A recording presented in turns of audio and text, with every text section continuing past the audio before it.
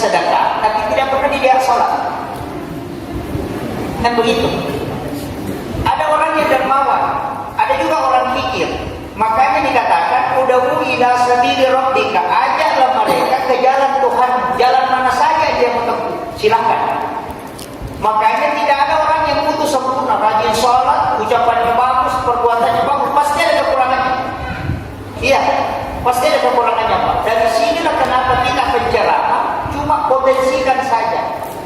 Yang mana mau ditempuh. Orang mungkin kalau diajak sholat berjamaah, orang yang di laut itu susah. Kalau disuruh datang ke masjid, mungkin agak susah. Tapi kalau dia diajak dengan sedekah, itu bisa. Makanya kebaikan apa saja yang dia bisa lakukan untuk mendekatkan diri, itulah yang diperintahkan. Itu kuncinya. Jadi jangan paksakan orang dengan satu jalan. Tidak bisa, Pak. Agama ini harus ditopang. Ada Abu Bakar, ada Utsman, ada Ali, ada Umar. Umar itu dengan kepemimpinan, Abu Bakar itu dengan keimanan, Ali itu dengan kedermawanan, Utsman, Ali itu dengan ilmu. Begitu. Penceramah mungkin dengan ilmunya, pejabat dengan kekuasaannya, orang kaya dengan hartanya. Ya, makanya saya bilang begini, pengusaha itu dia tidak usah terlalu banyak sholatnya. Kau harus banyak sedekah, karena kau dimintai pertanggungjawaban hartamu. Kan begitu. Pejabat itu yang dimintai pertanggungjawabannya nanti jabatannya. Jadi jangan tunggu pensiun baru mau sedekah. Lampak, bos. Iya. Masa pensiun baru mau sedekah? Itu 5.000 sedekah itu kalau pensiun.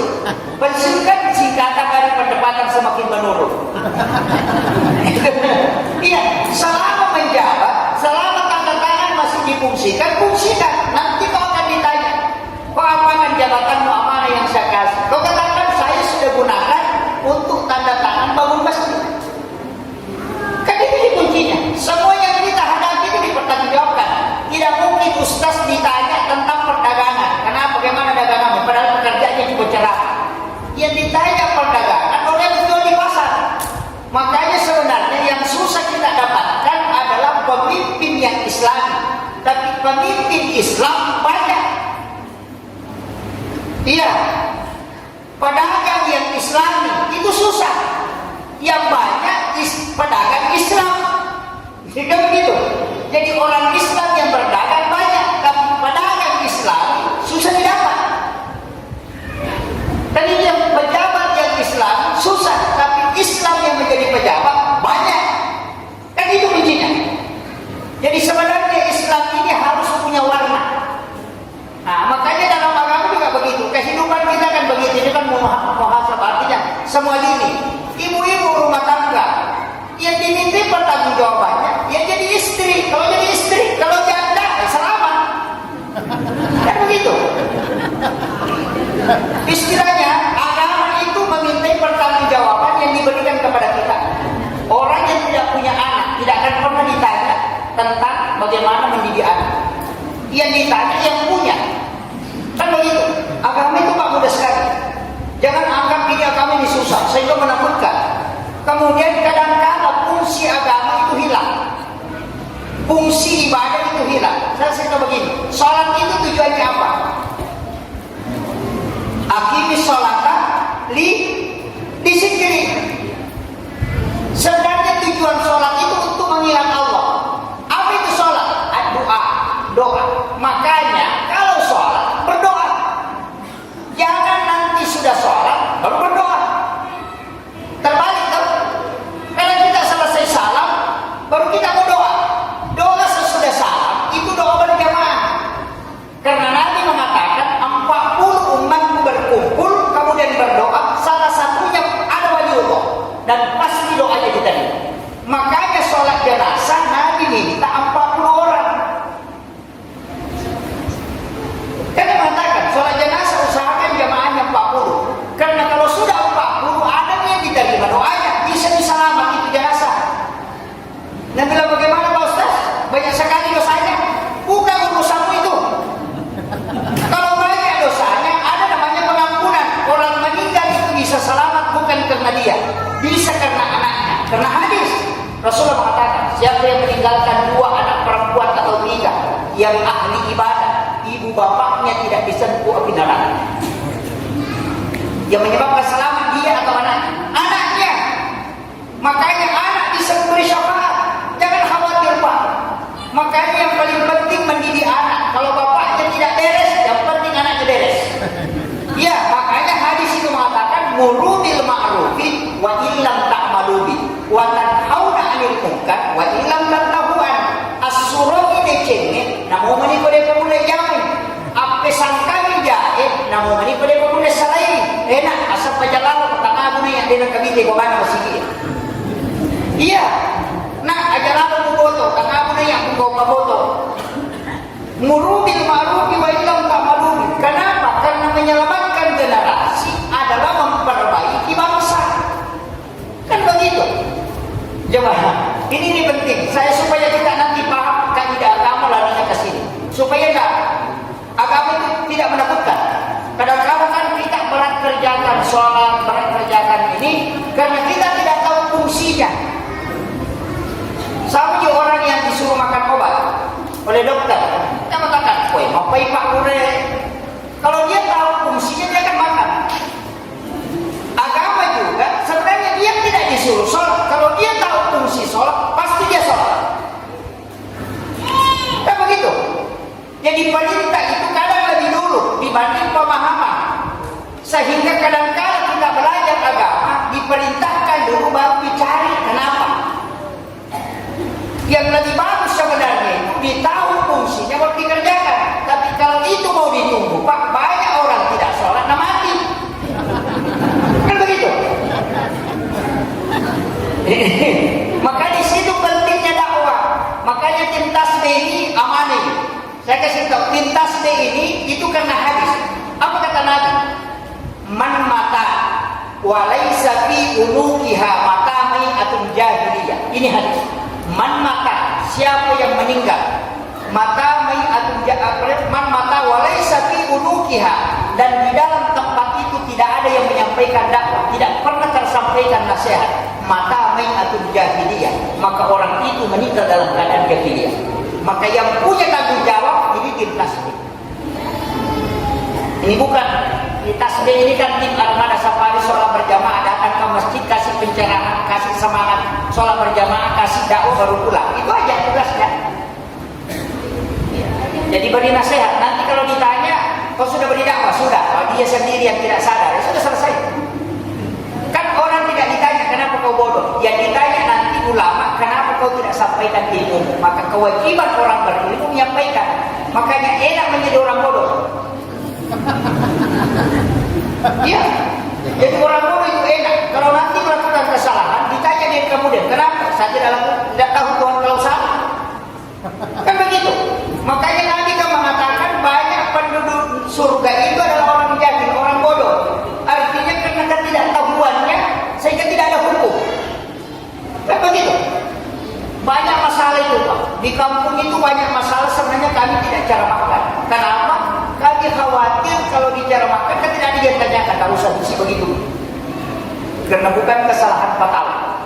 Ya, sama dengan imam. Biasa di masjid. Kalau kita mau ambil kaidah bacaan Fatihah yang paling sempurna, susah.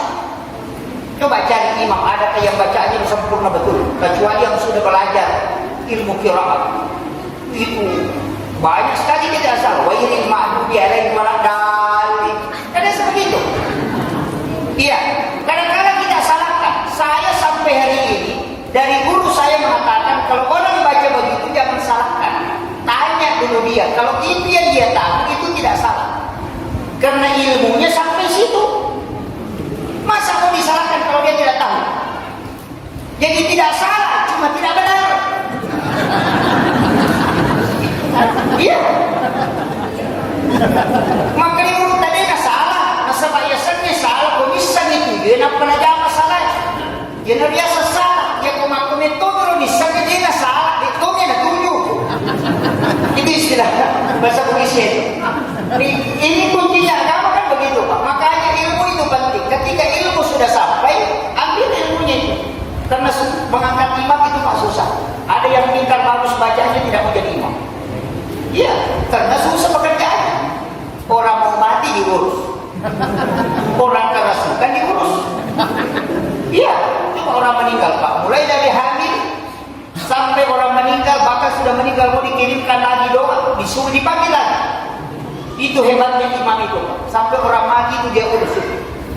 Iya, orang mati juga diajar.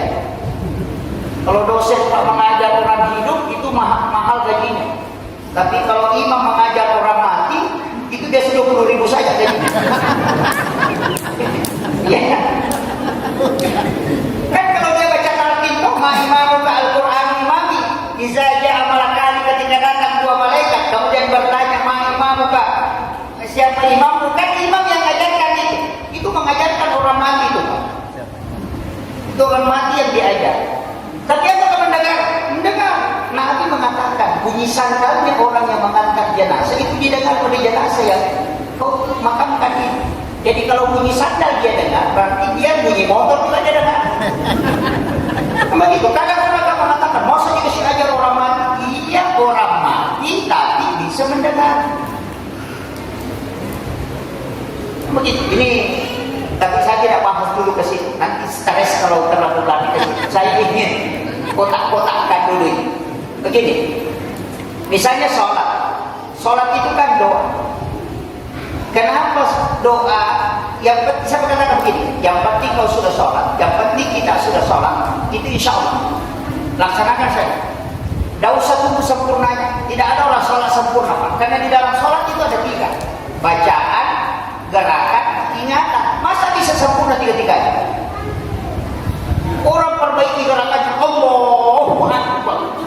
Salah juga nanti katanya. Iya, tidak mungkin. Kan 3 hal bersamaan.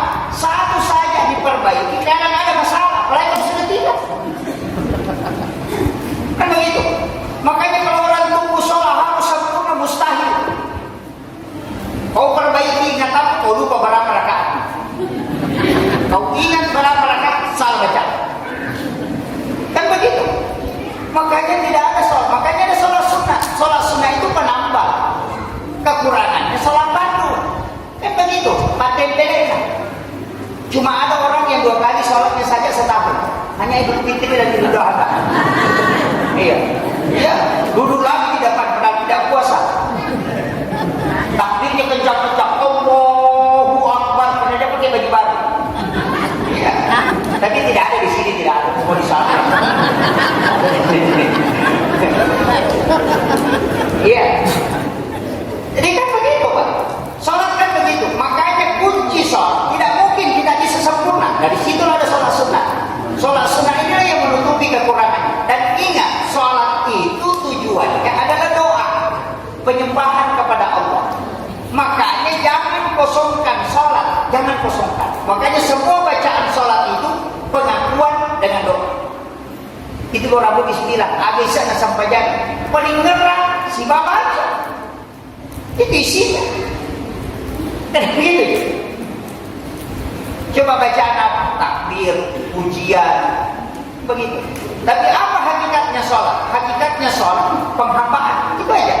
Karena tidak ada ibadah dalam Islam Pak, yang totalitas hanya sholat. Orang kalau puasa masih bisa nonton TV Pak. Kalau sholat nonton TV pasti banget. Coba. Iya. Orang kalau puasa main handphone, main game itu masih bisa. Tapi kalau orang sholat kemudian main game, pasti tak bisa.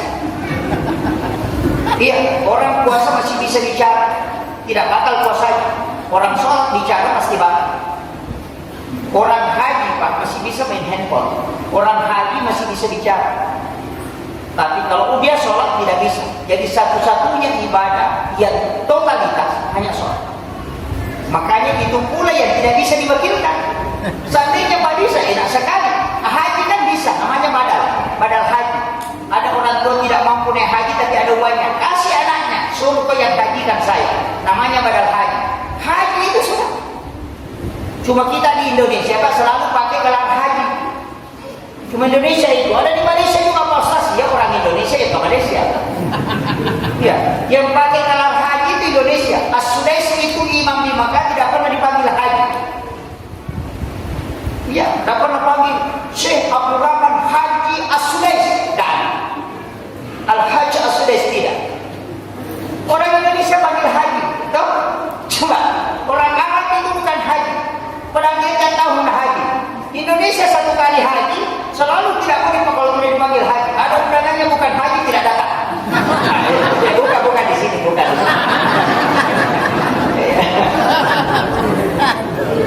Kita mau tahu sejarahnya haji kenapa? Itu dihadiahkan oleh Belanda. Haji itu dihadiahkan oleh Belanda. Karena dia melihat, Belanda itu ketika menjajah Indonesia, dia melihat semua orang yang dari tanah suci itu pasti membangkang kalau pulang. Hadratus Sayyidi Hashim Asy'ari itu melawan penjajah. Dia dari Mekah. Kiamat Dahlan juga begitu. Nah, semua ulama yang dari Mekah kalau pulang itu yang memberontak. Sehingga dia untuk mengetahui memata-matai bahwa ini yang pulang dari Mekah dikasihlah gelar haji supaya diketahui. Itu cuma haji itu saya hargai betul. Saya mengatakan jangan kasih hilang. Kenapa? Orang tua kita jual emas, jual sawah, jual empang baru bisa ke tanah suci. Makanya saya tidak pakai songkok haji. Menghargai mereka yang sudah haji. Masa dia jual empangnya baru dia pasang songkok haji? Kita cuma beli 5.000 di pasar baru pasang. Iya.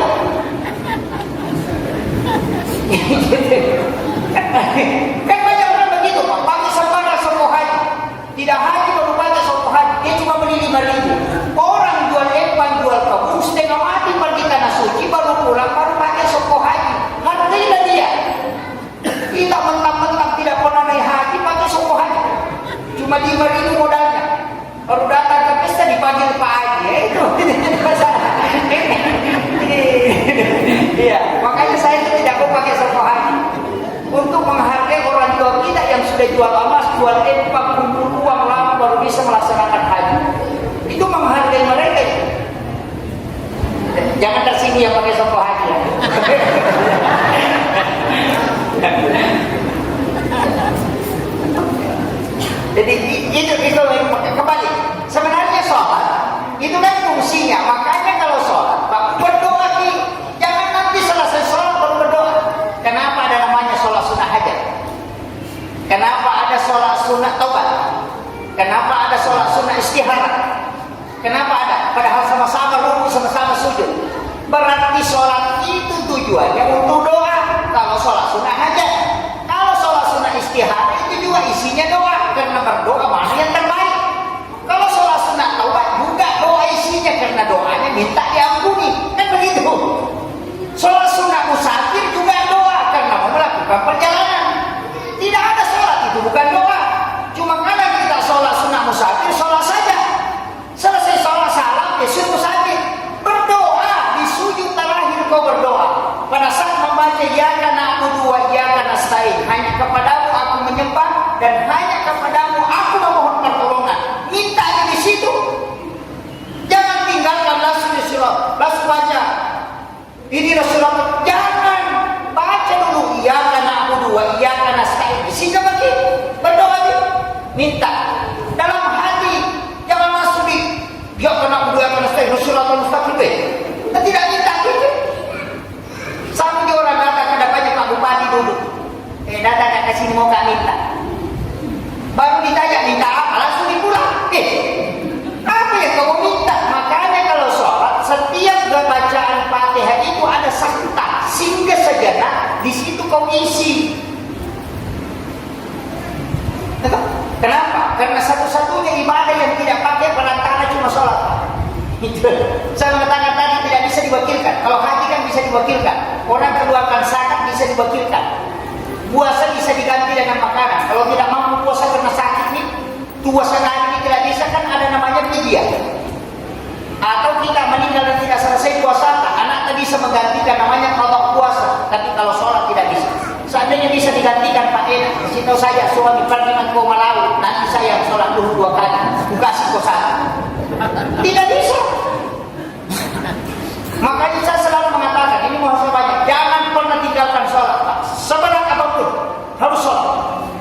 Yang bilang, begini di sholat Pak, Anda usah bukan urusan yang penting kau sudah lakukan. Karena kalau kau sudah lakukan, ada yang bisa kau pertanggungjawabkan.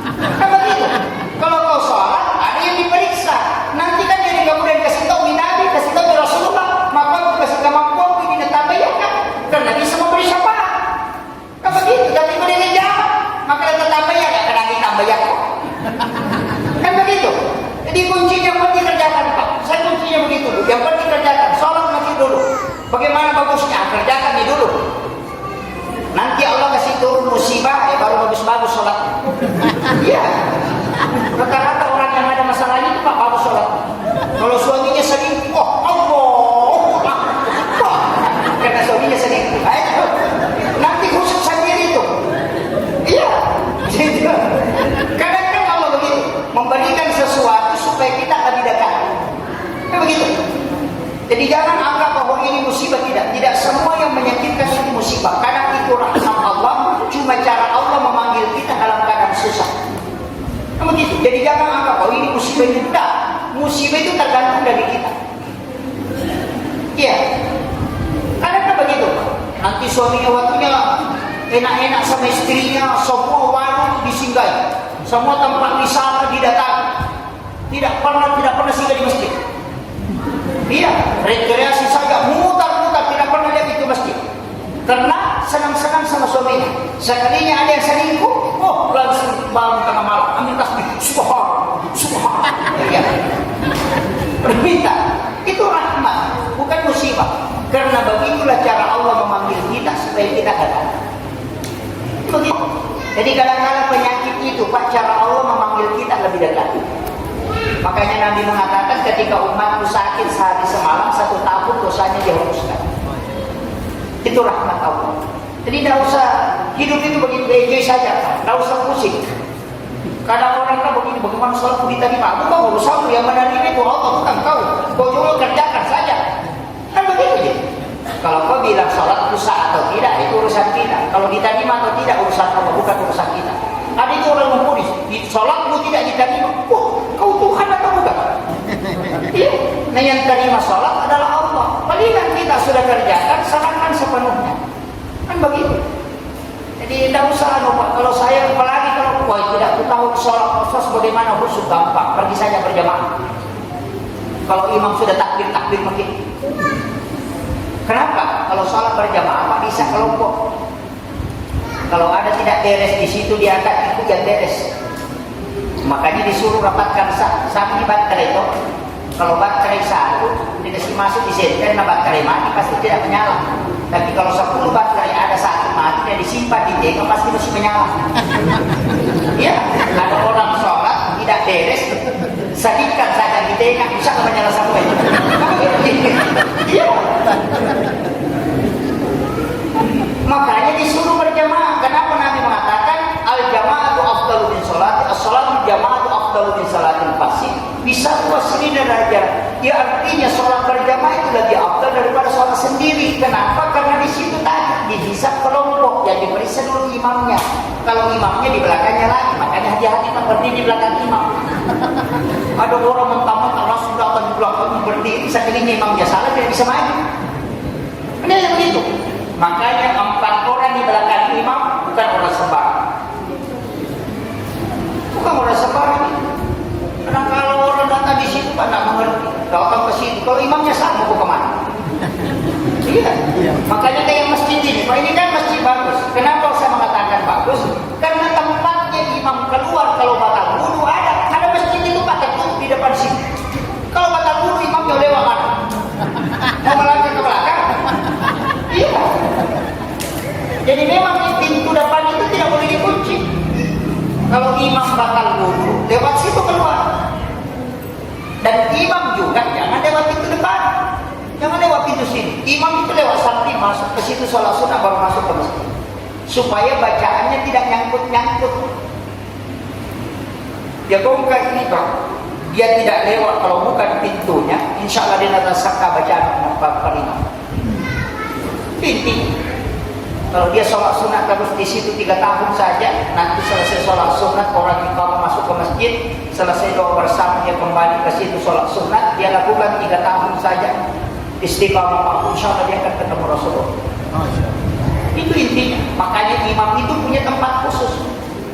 Ada imam Pak lewat sini, waduh. Jadi jangan sembarang.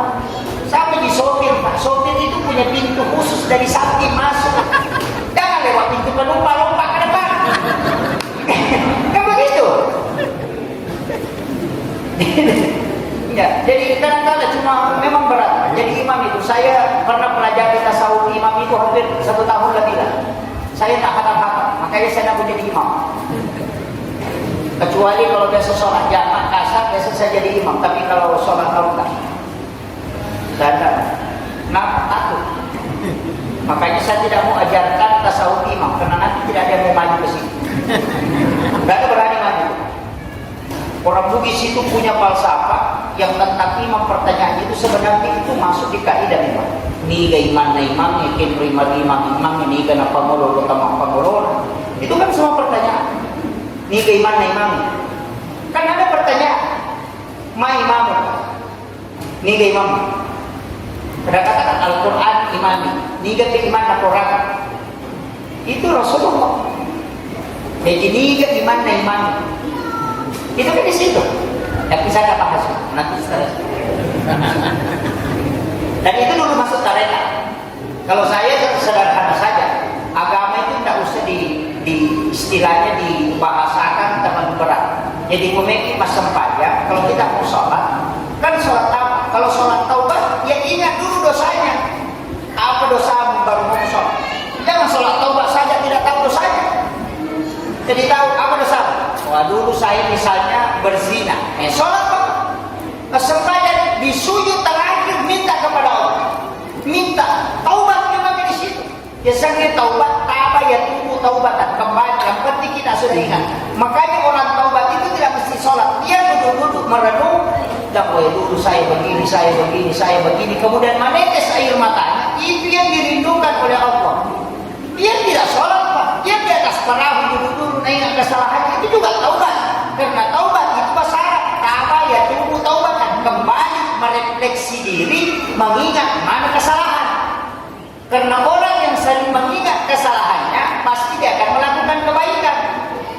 Tapi orang yang selalu mengingat kebaikannya mudah melanggar karena sombong. Makanya kalau ada orang bicara Pak sedikit selalu saya, itu orang sombong. Saya di situ saya. Oh, kalau bilang saya. Siapa yang ngurus di situ? Saya di situ. Saya mesti mengaji. Saya begini. Saya menyapu. Saya azan. Saya juga iqamah itu. Oh iya. Maka dia kena kata orang bicara namanya kalah dan iya nah.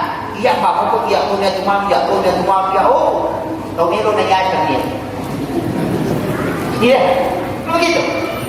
Jadi makanya belajar dalam agama ini mudahkan, jangan persulit. Datang ke masjid, sholat, kalau ada kebutuhan apa, ada kita meminta sempadan. Ya, minta petunjuk istihara, gampang. Magampang ya desa istihara, asal pejabatnya pasti ada petunjuk. Sholat saja. Sholat sunnah, taubat, sholat sunnah hajat, niki jokat. Cuma memang ada baca-bacaan khusus. Seperti sholat sunnah musafir. Apa yang dibaca? Di sholat sunnah musafir, ayat kursi, rakaat pertama sesudah Fatihah. Itu yang utama, bukan mutlak harus itu. Ayat kursi, ayat kursi pada rakaat pertama, kuliah itu al-kafir rakaat kedua. Nanti ketika sampai di kampung itu insya Allah tidak akan kafir. Tidak akan kafir. Kalau membaca alam nasrah rakaat pertama, baru alam tarakai pada rakaat kedua, sesudah salam baru angkat kedua tangan baca. Innallahi farada 'alaikal Qur'ana la radduka ila mi'ad. Nah, usapkan ke tubuh itu tidak akan mati kecuali kembali ke tempat. Itu kan begitu. Jadi masing-masing ada itu. Tapi sudah dihafal doanya. Itu wasiat Nabi kepada Sayyidina Ali. Wasiatnya Nabi kepada Sayyidina Ali. Kalau sholat sunnah musafir baca itu di dalam Al-Quran. Innal ladzi farada 'alaikal Qur'an la radduka ila mi'ad. Jadi kalau selesai salam, sholat sunnah musafir, selesai itu angkat kedua tangan, kemudian baca, baru usapkan ke badan. Itu dibaca, usapkan ke badan. Maka dia berletak, dia nak polo hukumu, dia nak sobek hukumu, dia nak miti darah, mereka belum rambut juga. Makanya itu saya kalau naik motor Pak itu kencang betul. Kalau sudah sholat sunnah musafir. Saya yakin betul itu. Karena guru saya kasih tahu. Memang selain yakin dengan itu, saya juga pernah dikasih tahu. Kalau bawa motor lari 70, kasih turun saja ke 40. Tapi kalau lari bawa motor lari 80, kasih naik ke 100. 100, 110, 120. Saya tanya, kenapa Pak Kiai? Dia bilang kalau lari 70 kau jatuh kau sakit. Makanya kasih turun ke 40 supaya ini bisa kau menyelamatkan diri. Nanti kalau lari 90 kasih naik ke 100. Karena kalau kau jatuh kau tidak sakit, karena langsung mati. Itu pesan beliau.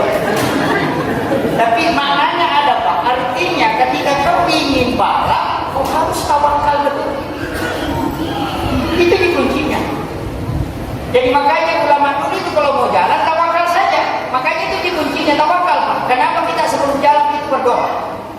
Kan ada orang di situ maka dalam tulen orang berdoa. Angkat tahu makan aja mulu-mulu. Kan itu dipakai. Selain itu kan apa saja? Kan doanya ada. Bismillahi tawakkaltu 'alallahi la haula wala quwwata illa billahi wa huwal aliyyil azim.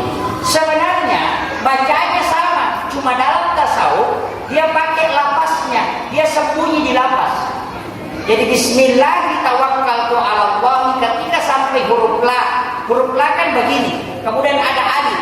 Dia masukkan dirinya di situ baru kasih jalan. Nitai alena letuk kapan akan terrema. Baru dia masukkan, baru baca haula wala quwata illa billah. Baru dia tarik nafas. Ia kotak pengalih dan pesan anak pun kamu pemodina dia tidak jalan karena dia mengatakan ini musibah. Ini tuh nak dalam tu memang kurang juga. Kan itu yang dipakai dalam tasawuf. Banyak orang pakai itu nafasnya dia pakai. Orang tua dulu itu pakai 7 hitungan. Pihitung itu natatre kuatak karena kedua tangannya dia begini. Itu ilmu hikmah itu diletakkan di kemudian dilihat ini. Kalau ini dilihat kemudian patah, jangan jalan. Ini perjalanan. Itu kalau dilihat seperti besar ini, tapi kalau dia patah itu musibah. Itu ilmu hikmah itu. Ya, jadi ada 7 di tubuh rambut itu kan mati. Tapi kalau dia digosok dan tidak bunyi berarti dia mati betul. Tapi kalau dia bunyi berarti selamat. Jadi orang dulu itu pakai. Tapi dia udah mati, berkaki mati. Iya, nanti nakal betul kalau tahu. Saya pernah mempelajari ilmu itu hampir 10 tahun. Makanya ulama-ulama kita dulu pakai. Sampai mentes tubuh itu kan ada semua. Ya. Karena kita itu kan punya 3 ruh. Ruh idhofi, ruhul qadim, ruhul hayat. Dari sinilah muncul kemudian ada istilah di kebatin. Dari situ juga. Lalu memang apa juga itu juga.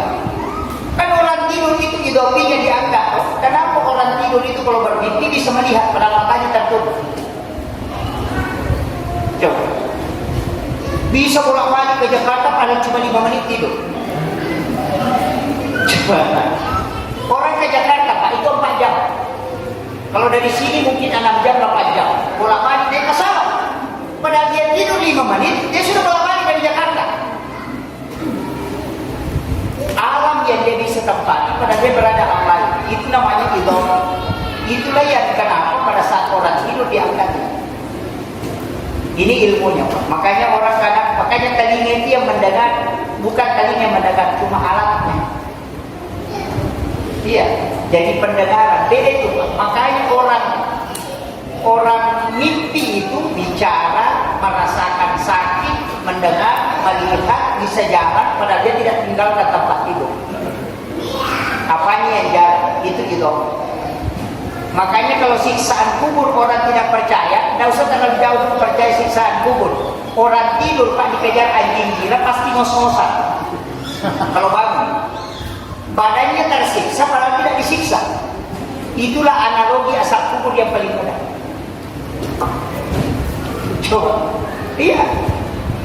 Jadi agama itu begitu, tidak usah menjelaskan itu semuanya mudah.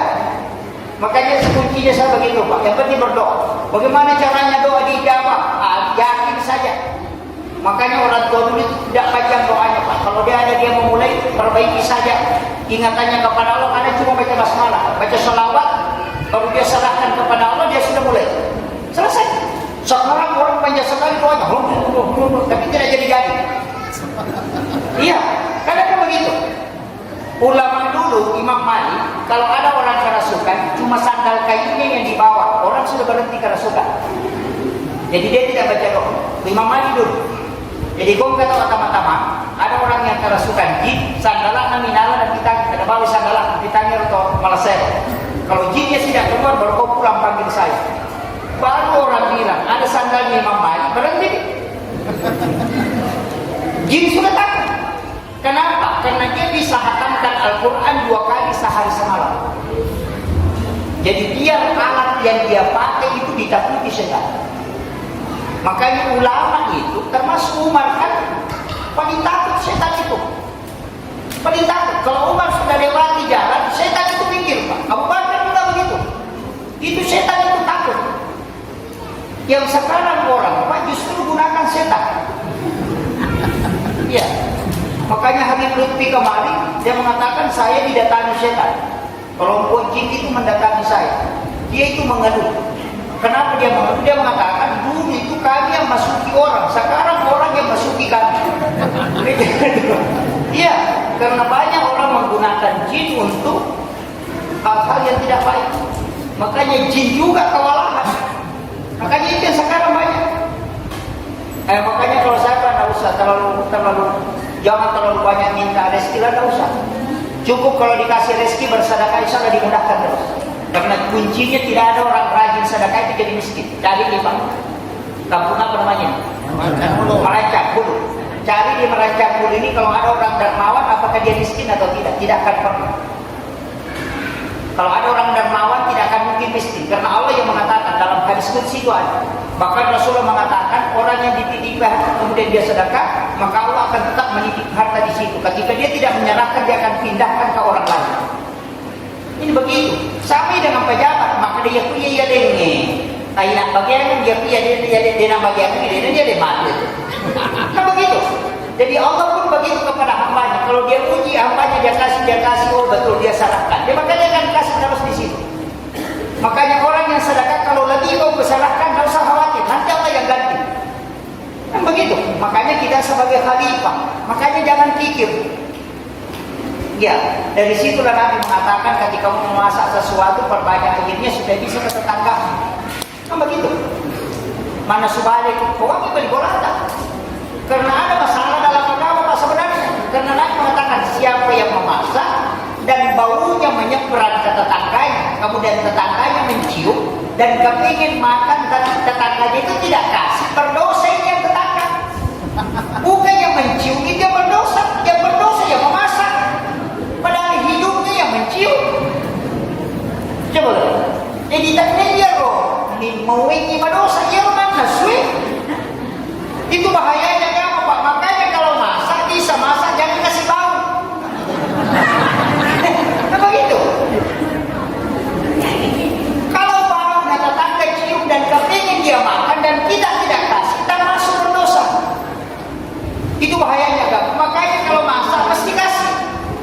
Dan enaknya makanan kalau sudah disedekahkan. Coba tes. Orang bikin pisang goreng, angkat tomat 2 sanggara. Lo kecepi, lo kelincu. Kita bikin pisang goreng, pisang besar. Coba makan itu yang disedekahkan orang, itu lebih enak daripada kita ini. Coba tes. Mana di makan kajak pada subalena ya, pada maboro durona. Malidan di nilaleng anak makan umrah, iya karena sudah didoakan malaikat. Makanya enak. Yang pilih maki buah dia itu apa? Kenapa? Karena kita tidak didoakan oleh malaikat. Makanya kalau kau mau enak, kirimkan tetanggamu, dia akan menjadi enak juga karena malaikat sudah doakan dan itulah yang menjadi obat. Makanya kalau kita sakit dan ada orang bawakan makanan, usahakan kau makan walaupun hanya sedikit. Karena itu akan menjadi obat. Makanya dibaca Bismillahirrahmanirrahim, la shifa'u illa anta syafi. Baru baca Bismillahirrahmanirrahim, baru makan. Hafal kita? Besok apa lagi? Muhammad. Bismillah. Bismillah makan obat itu bukan Bismillahirrahmanirrahim. Kalau mau makan obat Bismillahirrahmanirrahim, la shifa'u illa anta syafi. Sudah hafal?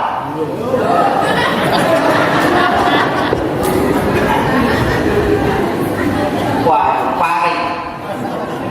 Jadi kayaknya udah Bismillahirrahmanirrahim. Bismillahirrahmanirrahim. Oh, Bismillah ini manis. Bismillah itu ada 27. Ada 27. Bismillah itu ada 27. Ada Bismillahirrahmanirrahim, ada Allahur Rahmanur Rahim, ada Bismillahirrahmanirrahim la yadurru ma'asmihi syai'un wa la bis-sama' wa sadralim, ada Bismillahirrahmanirrahim la shifa'u illa anta syafi, ada Bismillahirrahmanirrahim Allahu Akbar. Itu kan Bismillah semua itu. Fungsinya kita tidak tahu.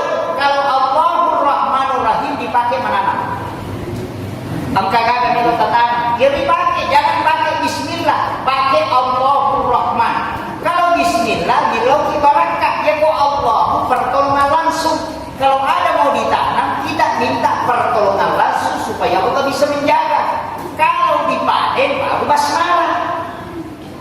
Makanya kalau mau makan baca bismillah. Tapi kalau mau ditanam pakai Allahur Rahmanur Rahim, pertolongan langsung. Nah begitu. Makanya kesama dengan ada Allahumma, ada pakai Rabbi. Kenapa kalau orang mau jalan marah isyrah li sadri? Bukan Allahumma anta Rabbi, bukan. Tapi dia pakai Rabbi isyrah li sadri, langsung Rabbi. Karena pertolongan langsung. Kalau mau menanam langsung Allahur Rahmanur Rahim. Jangan Bismillahirrahmanirrahim. Kan beda. Kecuali mau dipanen, pakai basmalah. Karena minta berkahnya. Mau makan, pakai basmalah. Karena minta berkahnya. Mau memulai sesuatu, pakai basmalah. Supaya ada berkahnya. Maka dari Allah Ustaz. Ini kalau ada bismillah, ini namanya kapal. Bismillahirrahmanirrahim. Yang mana kita pakai? Maka ada yang Madinah, alhamdulillah. Neki tahu masih ke bismillah, masuk ke alhamdulillah. Neki makin roh bismillah, mau motor ke alhamdulillah. Mau kita pakai baju bismillah. Sudah selesai buka baju alhamdulillah. Itu saja. Kalau dia tahu nak ipak dongan dan elok makin roh tak bismillah, Allahumma ya bismillah. Saya tidak aman Ustaz bila saya bismillahirrahmanirrahim. Kilo ni. Ya kalau dia mau patah apa nak ya roh mati bawah. Ya. Makanya ada namanya doa umum, ada doa khusus. Kalau doa umum itu satu dipakai untuk semua. Kalau doa khusus ya khusus. Tapi kalau dihafal, kalau tidak dihafal cukup pakai doa umum saja. Daripada tidak ada, kan begitu. Makanya ulama dulu kan begitu. Bismillah bawah no. Maka santai Bismillahi Allahu Akbar. Kalau mau sembelih itu bacanya. Dilarang pakai Bismillahirrahmanirrahim.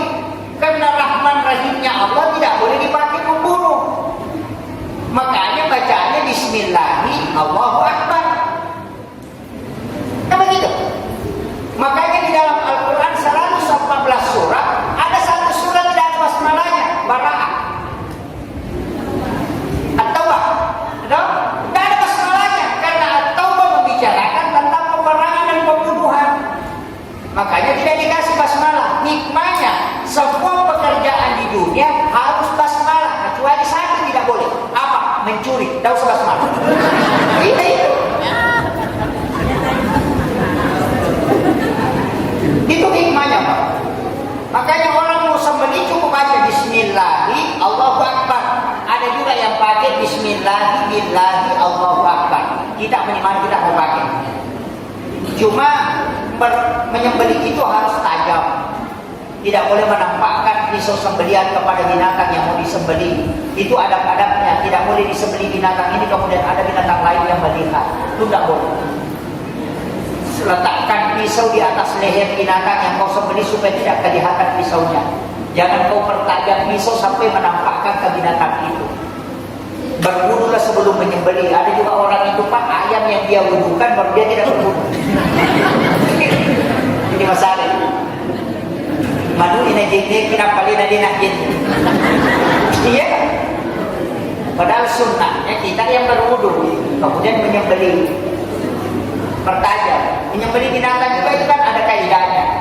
Usahakan napasnya masuk. Kalau masuk napasnya kemudian kita sembelih itu tidak bau daging. Tapi kalau napasnya keluar kemudian kita sembelih pasti bau. Itu dikunci. Itu diajarkan semua. Kalau mau dagingnya lembut, lidahmu jangan kasih sandar di atas di bawah, simpan di tengah-tengah. Baru kau sembelih. Sama tidak keras itu. Pada guru tekomeku pagi saya cari awan yang mengkumpal. Bacakan salawat lalu usap. Kalau sudah bergerak badannya begini sembelih. Cukup dimakan orang. Nah kada guru tepali saya memang inang pemukir. Dia pejabat ko masih jadi mawali aja nak boleh nafas. Itu kan dia pakai ulama dulu. Cuma sekarang ada dipakai. Tapi tak usah dijelaskan terlalu jauh. Nanti Pak Imam bilang bahwa pekerjaan ini. Jamin Pak Ustaz ini. Ya, menyembelih itu gampang. Ini gampang. Dia kok kata aku tanya makan putih loki ke nyawa aku dah cari ke lo nyawa putih lo bawa. Gak usah. Kan ada begitu. Wih, semua kamu putih loki ke nyawa. Oh, nyawa itu bisa kemudian dari itu bisa. Iya. Cuma biasanya ulama mengatakan apa hajatnya. Maka kenapa sembelih ayam? Oh Yana biasa nyawana akatan atau mangere pada tutup si kiri kaput. Ada orang sembeli saja, ini sembeli, baru tidak tahu apa tujuannya. Makanya ada namanya niat, ada doa. Maka dah, mereka mangere mana? Kada itu doa kan? Kada ambil syukuran. Oh ya, sampaikan. Ya, ilaw bicara ni. Iya kakek nagere sebagai tanda kesyukuran kan sabah ada isi tau barang bola. Itu baru aja mereka belinya. Itu niatnya itu tadi. Kau akan ditanya nanti itu berapa kau sembeli? Enggak begitu. Ya saya sembeli untuk ini, makanya teman harus dimengerti betul itu. Jangan sampai makiri bawah. Menyembeli juga ada dua macam. Ada orang menyembeli dia dorong ke bawah, ada yang tarik ke atas. Tapi kalau mau enak yang tarik ke atas, pasti enak dimakan. Karena ayam yang disembeli ditarik ke atas terakhirnya pasti menghadap ke atas kemudian mati. Tapi kalau didorong ke bawah, dia menghadap ke bawah kalau kemudian mati. Periksa saja itu. Ini tuh nak ada guru tak gere apa ya? Gere asik atau gere awal? Ini kata mak dia kata gere asik, gere bawah. Dia tidak tahu. Itu anunya. Makanya dulu itu kan dipelajari di dalam ilmu hikmah itu kan ada, dalam tasawuf itu ada, dipelajari semua. Cuma sekarang ilmu itu sangat terbatas. Kayaknya fikih saja. Ini yang banyak orang menyalahkan. Sedikit-sedikit salah, sedikit-sedikit salah. Karena dia belajar fikih baru dia mau satukan, tidak bisa. Fikih itu Pak pasti berbeda pendapat. Ada mengatakan boleh, ada mengatakan tidak boleh. Wudhu saja toh fagasilu wujuhakum wa aydiyakum ilal marafiq wamsahu bi rusikum. Ini jadi pesan. Wamsahu bi rusikum, tidak disebut telinga. Adakah di ayat itu sebut telinga? Tidak ada.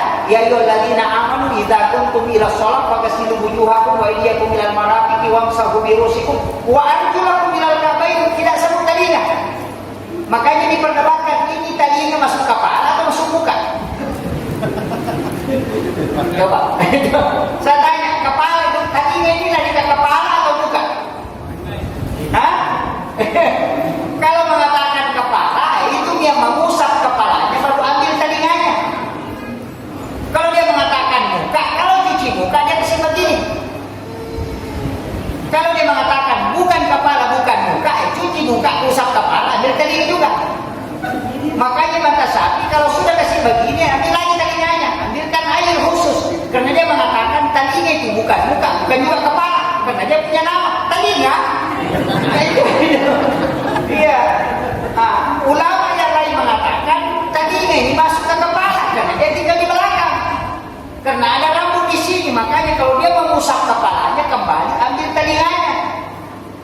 Makanya wudunya berubah-ubah. Ada yang wudu begini, ada yang juga begini, ada juga yang sudah begini baru begini. Tidak usah, yang penting berwudu selesai. Tidak usah berdebat. Kan begitu ya Pak. Itu fikih namanya. Ini bahaya. Sama dengan sholat. Nabi pernah sholat mengangkat tangan sejajar bahu, pernah juga ke samping, pernah juga di atas. Tapi perempuan bertanya, dia mengatakan, ya Rasulullah, kalau kalian takbir apakah sama laki-laki? Mengangkat juga tangan, mengatakan tidak. Sejajarkan dengan bahumu, rapatkan sikumu. Makanya perempuan kalau takbir begini, bukan angka begini, tapi begini. Cuma ada laki-laki juga takbir begini. Padahal itu takbirnya perempuan. Makanya kalau berkaitan dengan sholatnya wanita berarti pada hadis kauli. Kalau sholatnya laki-laki berarti hadis fi'li, perbuatan. Kalau sholatnya perempuan hadis kauli, karena Nabi laki-laki. Kan begitu. Makanya takbirnya laki-laki itu Nabi mengangkat tangannya terbuka sikunya, ruku juga terbuka, sujud juga terbuka, perempuan tertutup semua. Takbir tertutup, ruku tertutup, sujud tertutup. Ada juga laki-laki Allah. Perempuan itu bos.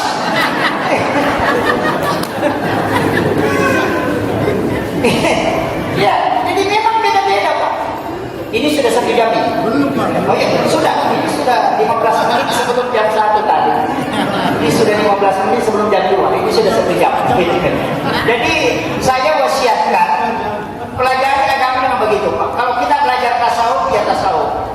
tasawufnya jangan dihilangkan. Harus pelajari tasawuf karena di tasawuf itu ada adab, ada hakikat.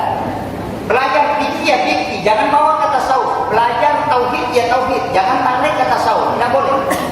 Karena kapan ini tiga-tiganya digabung, agama bisa rancu, Pak. Ahli fikih mengatakan kalau sakit berobat. Ahli tasawuf mengatakan kalau sakit jangan berobat. Kenapa bisa? Ahli fikih sakit berobat karena tidak ada penyakit, tidak ada obatnya, dikuli dain dawa. Tapi ingat, tasawuf mengatakan kalau sakit, orang yang berobat kalau sakit itu orang tidak syukur nikmat. Masa tidak syukuri penyakit? Wah, apa penyakit itu nikmat? Nikmat karena Nabi mengatakan 1 tahun dosamu dihapuskan kalau kau sakit sehari semalam. Itu nikmat besar. Tidak usah sembuh dulu. Mana kau pilih sehat banyak dosamu, kalau kau sembuh tidak ada sakit tapi tidak ada dosa. Lebih baik sakit dan tidak ada dosa. Ahli fikih tidak bilang orang bodoh itu kalau mau sakit terus. Mana yang dipakai? Makanya saya bilang standar tasawuf beda, standar fikih beda. Jadi agama itu jangan diaduk dengan satu paham, tak bisa. Jadi kalau orang bicara tasawuf ya bicara tasawuf lah. Kalau bicara fikih ya fikih lah. Apa berdebat? Sedekah, silakan sedekah. Dia bilang bagaimana kalau pencuri sedekah? Uang haram disedekahkan. Kalau Syafi'i Maliki Hanafi tidak boleh. Kau tidak boleh ambil. Panitia masjid yang ambil uang haram itu 4 kali kena palu-palu kepalanya. Iya. Ditetek kepalanya nanti. Kau sekongkol ini tadi haram. Yang kedua tidak menolak haram. Yang ketiga kau kotori tempat suci. Yang keempat tidak berkah ibadahnya orang gara-gara. Tapi si Yusuf Kardawi bilang apa? Ambil. Kalau bukan judi sedekah ambil daripada dia pakai main judi lagi. Kan begitu. Kau ambil berarti dia tidak pakai main perempuan, tidak pakai minum, tidak pakai masa busawu, tidak pakai main judi. Kalau kau tidak ambil bisa dia pakai kembali.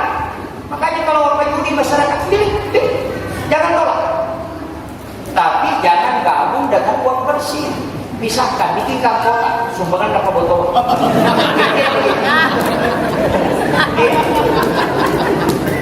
Bisa dipakai, bisa.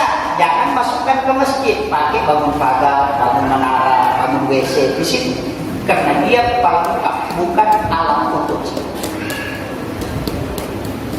Kan menara tidak ditempati sholat, pagar tidak ditempati sholat, pakai saja di situ. Nanti kalau dia bertobat, dia menjadi kebaikan. Begitu, jadi itu kuncinya Pak. Kalau saya suka tahu, makanya bikin begitu, berdebat saja terus, tidak selesai-selesai Pak. Udu mengatakan wa aydiyakum ilal marati, dari tanganmu sampai sini. Nah, ada orang berwudu begini. Bagaimana? Di berwudu itu ambil begini baru bawa ke sini. Nah kita berwudu menyalakan kerak baru gitu. Bagaimana gitu? Tapi al marati wa aydiyakum kan begitu. Kan kalau ayatnya wa aydiyakum dari tanganmu ilal marati sampai siku, berarti dari tangan ke siku karena ini ya dulu. Ini al marati berarti dari tangan ke siku. Kalau dari siku ke tangan kan terbalik gitu. Makanya kalau ada berwudu begini, kalau yang pakai satu pendapat bilang salah. Padahal benar juga ada yang mengatakan tidak. Yang penting kan dibasah dari situ, basahnya dari situ. Kalau bilang campur semua ini, kau campur mulai dari sana ke sana, kau yang penting kau campur. Makanya mau begini, yang penting basah sama selesai. Ya, itu pikiran itu Pak. Jadi pasti berbeda. Enggak begitu. Ah, terakhir. Terutama kita di Indonesia ini Pak, kalau fikih Syafi'i kan kental. Di Kalimantan ini masih Syafi'i kental. Seperti guru saya itu, guru saya di Muhammad Sanurgani, guru Satu Martapur, ajarannya kan fikih Syafi'i, mutlak Syafi'i. Jadi Indonesia ini kan kebanyakan fikih Syafi'i. Nanti belakangan muncul yang kemudian campur-campur. Sekarang ada mengatakan fikih Hanafi, padahal bukan Abu Hanifah yang dapat cuma mencampur pendapatnya Abu Hanifah. Kemudian dia ekstrimkan, makanya keliru. Jadi banyak itu sekarang. Makanya sentuhan kulit laki-laki, terutama suami istri, Pak, itu batal wudu kalau kita Syafi'i. Jadi sentuhan suami istri itu tanpa pelapis itu batal wudu karena istri itu bukan muhrim. Istri itu bukan mahram. Yang mahram itu ibu, anak, nenek, itu yang mahram. Kalau istri itu bukan muhrim. Kenapa? Karena muhrim itu adalah haram dinikahi dan haram digauli. Itu syaratnya. Nah istri kan dinikahi dan digauli toh, makanya bukan muhrim. Makanya kalau menyentuh kulitnya istri itu batal wudu tanpa pelapis karena istri bukan muhrim, dia hantu tamlik. Biasanya hak utama hak pakai, bukan hak milik. Jadi kalau istri bilang tidak saling memiliki, itu tidak saling. Iya, tidak. Makanya wanita itu tidak saling memiliki, tapi dimiliki. Makanya wanita tidak bisa menceraikan diri dari suami. Istri itu kalau ngomong, Pak saya talak, dia saling berkata, aku talak, dia tidak akan jatuh talak. Dia jungkir balik, aku talak, tidak akan jadi. Kalau suami satu kali ngomong, itu bisa berlaku. Kenapa? Karena istri yang dimiliki. Kan begitu. Makanya di mana-mana Pak, bilang ada ustaz di situ dia jatuhkan talak, istrinya minta, bukan dia yang talak, itu pengadilan agama. Makanya diwakilkan ke pengadilan agama. Kan begitu. Ini harus tahu. Makanya wanita itu tidak pernah mentalak dirinya ke suaminya, tidak pernah. Kalau suami mentalak dia cocok, tapi kalau dia yang minta talak tidak bisa. Yang mentalak putal, kenapa kasih ratu? Tidak bisa. Kenapa? Karena tidak berhak dia. Sama dengan handphone. Saya beli handphone berarti saya miliki, tapi handphone tidak memiliki saya. Kan begitu. Toh? Handphone hak pakai. Dia hak milik saya, tapi handphone tidak memiliki saya karena dia dipakai. Makanya kalau mau beli handphone baru tidak apa-apa. Itu tak mengerti. Nah, itu tuh. Dari situlah sebenarnya kuncinya pikir. Ya. Makanya wanita itu kan begitu sentuhan. Itu batal. Suami istri itu batal. Saya kira cukup sekian. Nanti ada ada yang mau bertanya Pak? Tidak ada. Kalau tidak ada kita tutup. Kayaknya tidak ada ya. Oh iya. Ayo. Sudah di awal kan? Oh iya, tidak ada. Saya kasih ilmu karena tadi dia bertanya. Saya kasih satu ilmu. Oh iya, ada di belakang. Iya.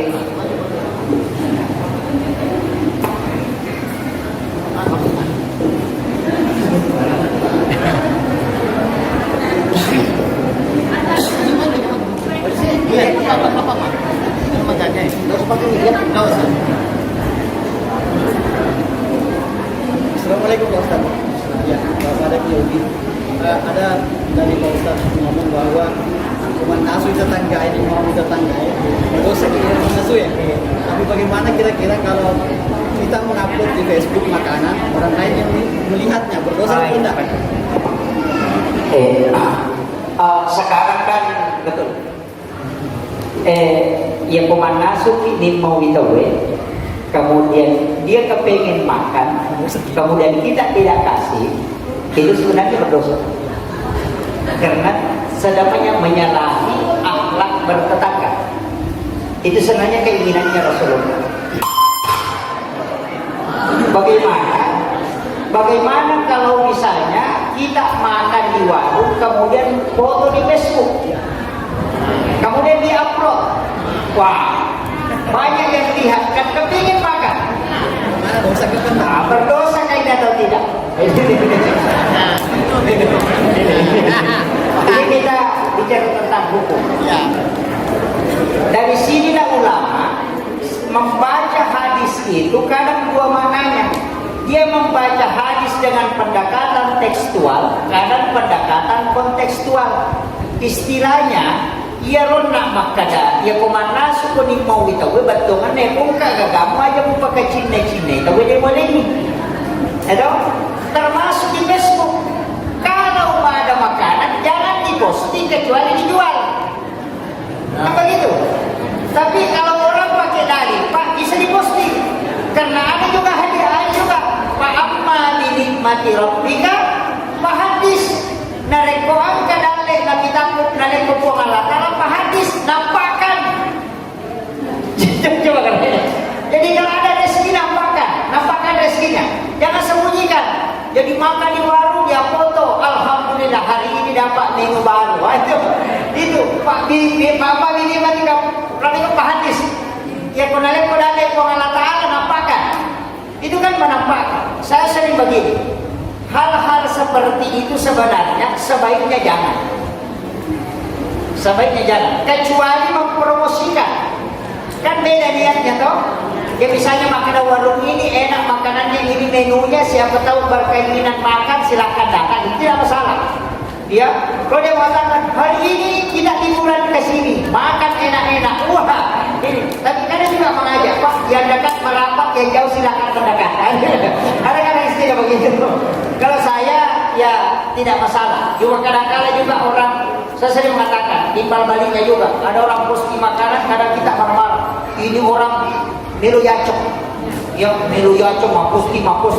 Padahal ternyata melu yacok ini malah sati.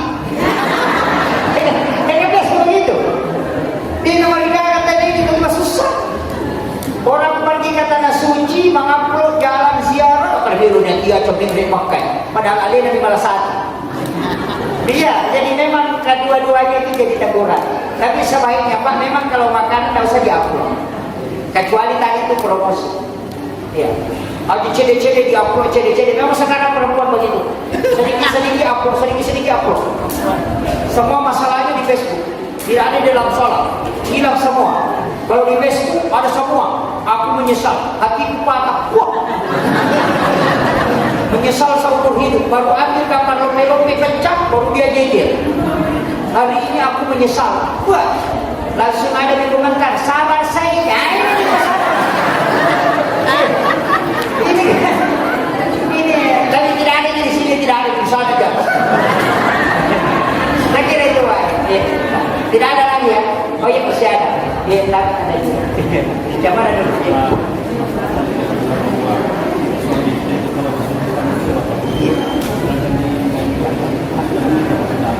Mana kalau ada sasaran kalau Iya. Asrani. Istri itu dinikahi bukan kedudukannya sebagai mahram.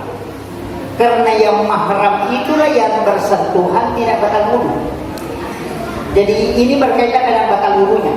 Kalau istri disentuh itu batal wudu. Kalau Syafi'i alasannya kan ini mazhab Syafi'i. Kalau yang lain tidak. Istri itu bukan mahram, masuk mahram. Kalau Maliki itu masuk mahram. Syafi'i saja mengatakan bukan mahram. Imam Syafi'i kenapa dia mengatakan karena wanita itu bukan mahram. Karena kalau dia mahram berarti tidak boleh digauli dan tidak boleh dinikahi. Sedangkan istri digauli dan dinikahi. Nah, makanya kan ada hadis. Aisyah mengatakan Nabi dari berwudu kemudian singgah mencium salah satu istrinya kemudian pergi sholat, tapi dia tidak berwudu lagi. Imam Syafi'i mengatakan apa yang dicium? Kalau dia mencium kepalanya kan ada jilbabnya. Dia mengatakan Nabi Aisyah pernah sholat tidur sama saya dengan Rasulullah karena malam saya mencari Nabi karena kamarnya sepi tidak ada lampu. Saya berkeliling cari, saya sentuh kakinya Nabi ikuti sampai kepalanya, ternyata Nabi sujud.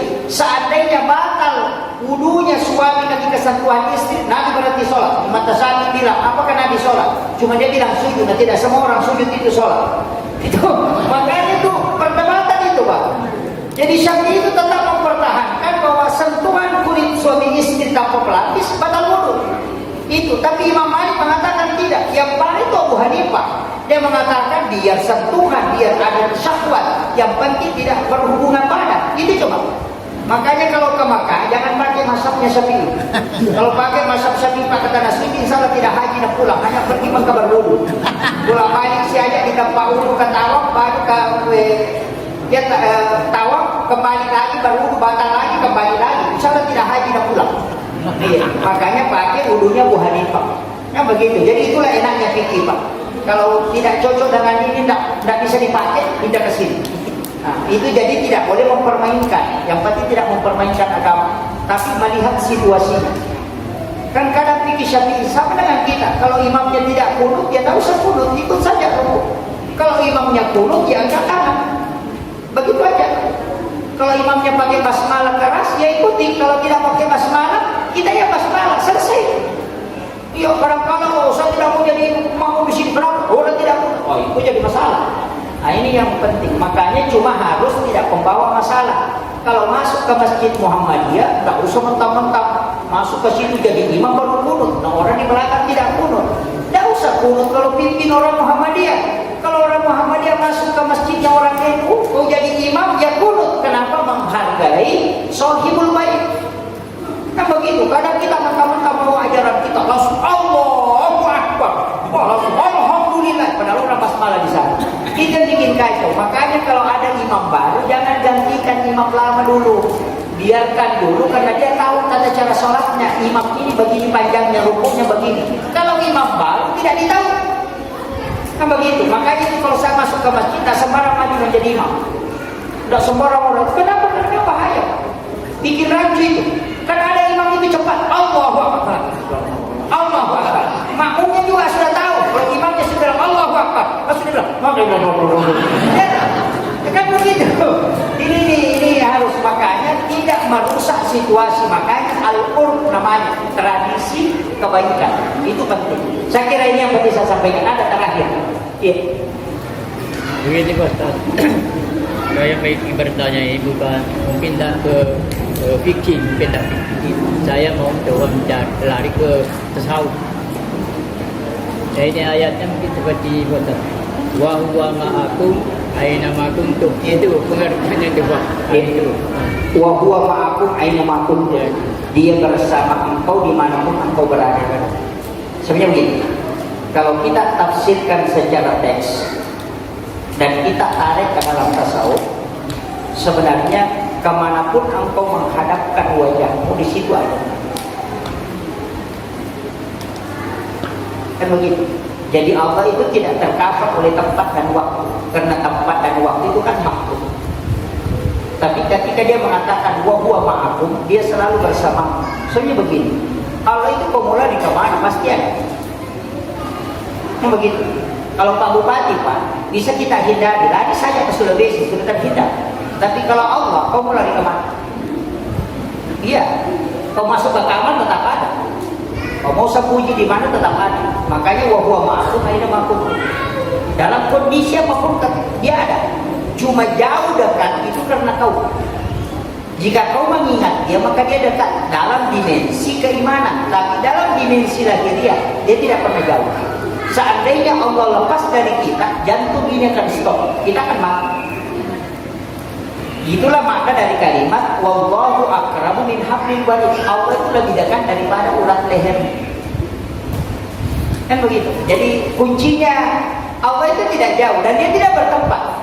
Allah itu tidak bertempat. Mereka mengatakan Allah itu ada di aras. Berarti kalau Allah di aras, aras itu lebih besar daripada Allah. Kan begitu.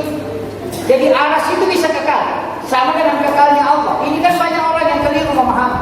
Ketika dia bentukkan Allah begini, Allah turun, itu tidak Pak. Dia mengatakan kenapa Israel Nabi naik ke langit baru ketemu dengan Allah. Saya kasih contoh, berarti Allah ada di langit. Wah itu keliru sekali. Sama kalau saya mengatakan saya naik ke rumah, atap rumah, baru melihat bulan. Apakah bulan ada di rumah saya? Tidak. Begitu. Nabi naik ke langit ketemu dengan Allah. Berarti Allah tidak di langit. Yang begitu. Coba. Jadi itu kuncinya. Jadi kalau dia berkata, "Wa huwa ma'akum aina ma kuntum," dia selalu berada dalam kamu, dimanapun kau berada, dimanapun kita. Makanya kalau berdoa dimanapun berada, berdoa saja. Menyembah kepada Allah pun begitu. Jadi itu sebenarnya ayat untuk membuktikan kepada kita bahwa kita tidak pernah lepas dari Allah. Jangan jauh. Itu kuncinya. Makanya setiap mau memulai sesuatu awali dengan dia. Terakhir akhiri dengan dia. Kalau kau mengawali dengan dia, mengakhiri dengan dia, insya Allah tidak ada kesusahan. Tidak ada. Cuma kadang orang susah itu ketika dia tidak mengawali dengan Allah. Apapun yang diawali dengan Allah pasti dimudahkan. Tapi apapun yang diawali bukan karena dia pasti akan hancur.